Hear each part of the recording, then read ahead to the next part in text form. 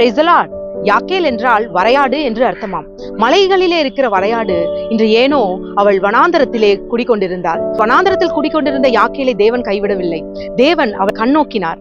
அவளுடைய நாமம் ஒரு தீர்க்கதரிசியின் வாயிலே இருந்து புறப்பட்டது. ஒரு பெண்ணால் தான் சிசேரா கொல்லப்படுவான் என்ற வாக்குத்தத்தம் யாக்கேல் மூலமாக நிறைவேறியது.